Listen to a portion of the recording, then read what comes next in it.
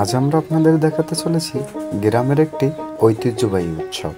তো যে কথা সেই কাজ, গ্রামের সকল ছেলে মিলে শুরু করলাম উৎসবের পথে রওনা দেওয়া। তো মাঝপথে পড়ে গেল একটি বেল গাছ। তো যে কথা সেই কাজ, সবাই যে যার মতো করে শুরু করলো ঢিল ছোড়া। একজন দুইজন একে একে সবাই মারতে থাকলো ঢিল।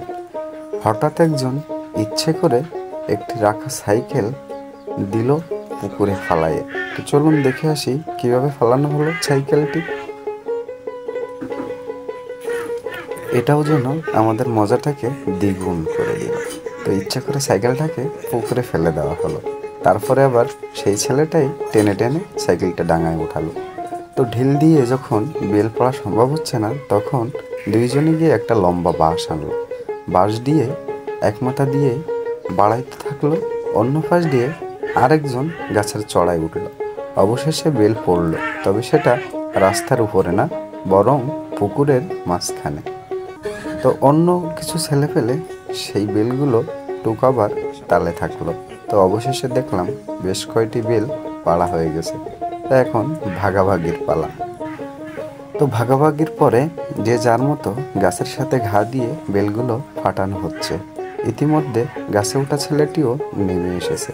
তো ভাগাভাগি শেষ, এখন যে যার মতো করে ভেঙে খাওয়া শুরু করেছে। যেহেতু কাছে লবণ নাই, বেল টক, তাই সবাই বলছে আহ সেই স্বাদ। তো এভাবে খেতে খেতে আমরা আবারও রওনা হলাম সেই উৎসবের দিকে। তো এভাবেই সবাই উৎসবে পৌঁছালাম। একসময় গিয়ে দেখলাম সবাই একটি নদীর মাঝখানে নেমে সনাতন ধর্ম অবলম্বীরা একটা পূজা করছে। তো তাদের পূজা শেষ হলে তাদের যত মানত আছে, কেউ ছাগল, হাঁস, মুরগি এভাবেই মানত করে। তো এই মানতের জিনিসগুলো তখন তারা নদীতে ফালায় দেয়।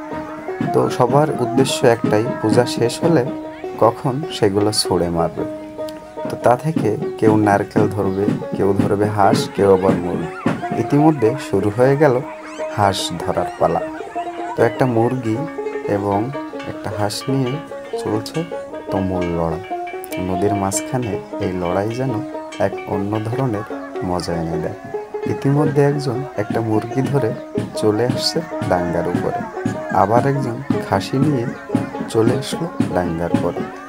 একটা গরু নিয়ে হচ্ছে তুমুল লড়াই, কে পাবে এই গরু। তো দেখতে থাকুন অবশেষে কে বা কারা ধরতে সক্ষম হয় এই গরুটি। তো পুজোর কাজ চলছে, ইতিমধ্যে প্রায় পূজা শেষ হবার পথে। তো সবাই যে যার মতো অপেক্ষা করছে।